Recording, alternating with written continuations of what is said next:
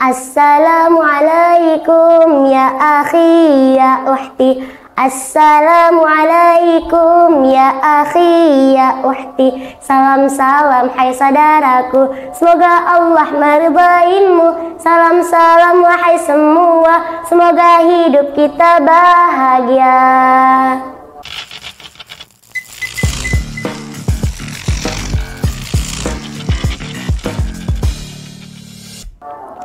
Assalamualaikum warahmatullahi wabarakatuh. Hamdan bila ghaya, syukran bila nihaya. Alhamdulillahilladzi ja'ala al-qalama lil kitabah wal kitabah lil qira'ah wal qira'ah lil ma'rifah wal ma'rifah lil ibadah lillahi ta'ala. Wa ashhadu an la ilaha illallah wahdahu la syarika lah wa ashhadu anna Muhammadan abduhu wa rasuluh.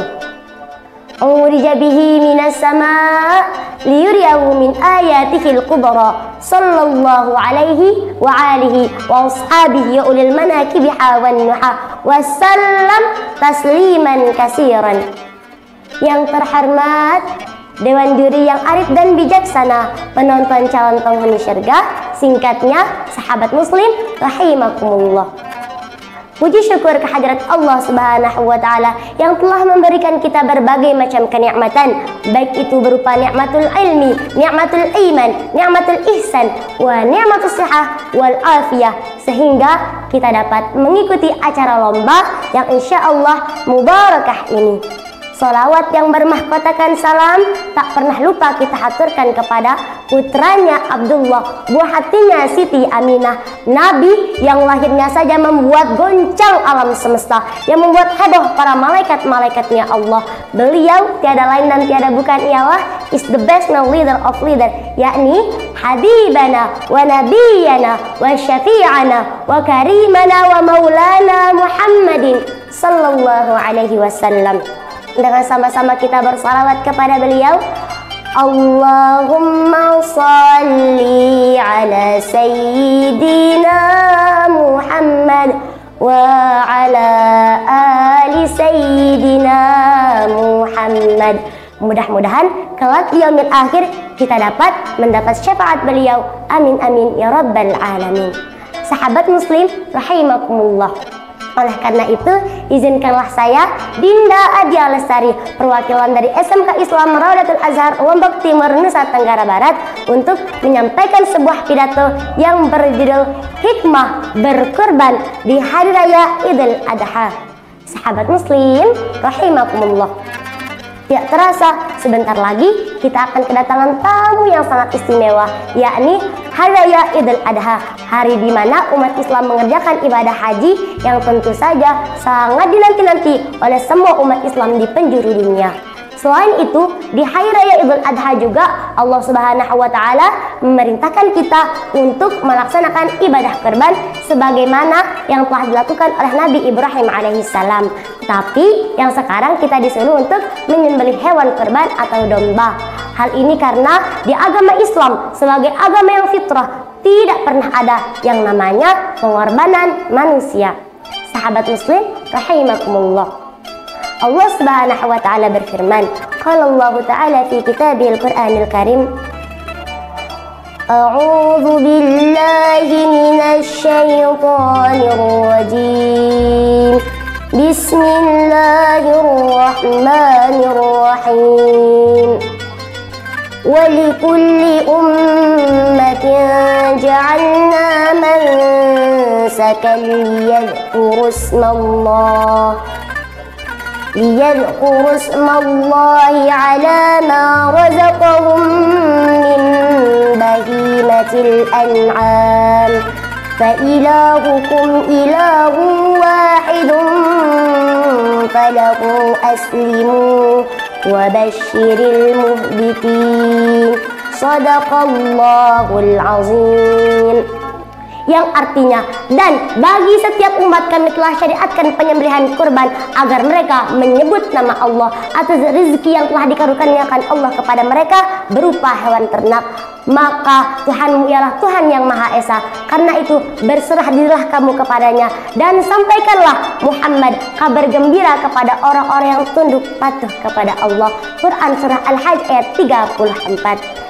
Sahabat muslim rahimakumullah, ayat tersebut menjelaskan kepada kita bahwa Allah Subhanahu wa taala memerintahkan juga mensyariatkan kita untuk melaksanakan ibadah kurban semata-mata karena Allah Subhanahu wa taala dan juga supaya kita lebih bersyukur lagi.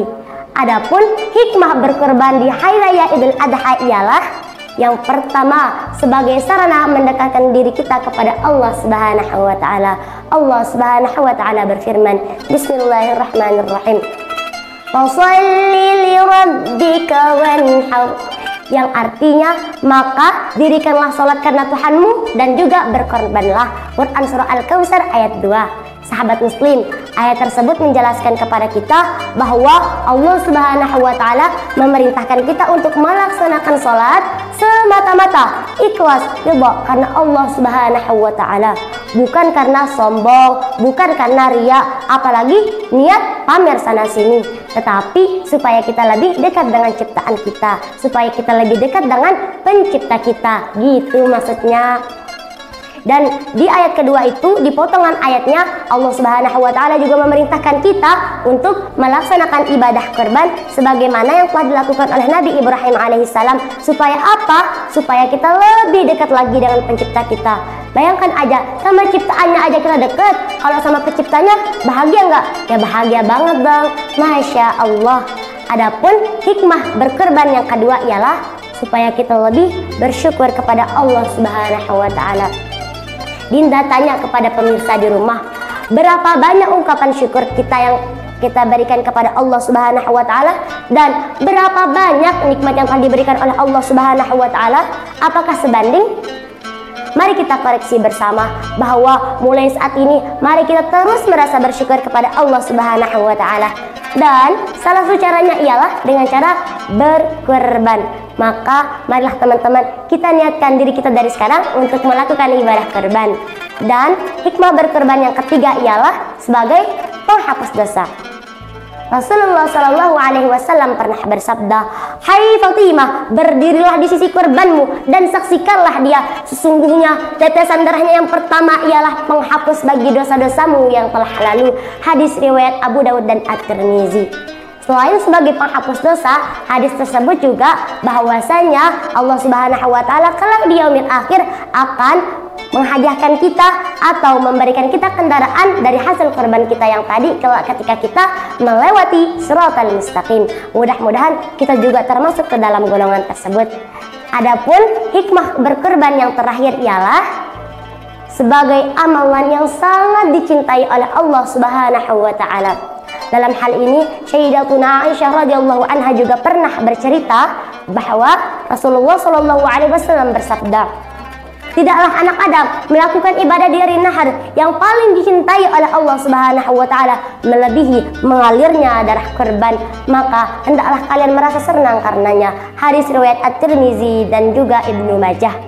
Sahabat muslim rahimakumullah, oleh karena itu mari di momentum kita menyambut hari raya Idul Adha ini kita lebih mendekatkan diri kita kepada Sang Pencipta kita, baik dengan cara berkurban ataupun melaksanakan ibadah yang lainnya. Dan juga marilah kita berfastabiqul khairat untuk mengerjakan hal-hal yang baik.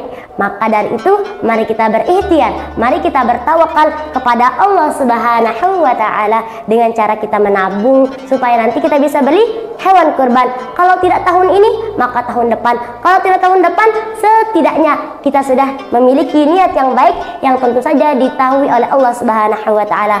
Mungkin hanya ini yang dapat saya sampaikan. Mudah-mudahan bermanfaat dan juga barokah untuk kita semua. Akhirul kalam, ihdinas siratal mustaqim, unzir ma qala wa la tanzir ma qala. Laisal firaqu lil firaq walakin al firaqu lisyaq. Wallahul muwafiq ila aqwamit thariq. Assalamualaikum warahmatullahi wabarakatuh.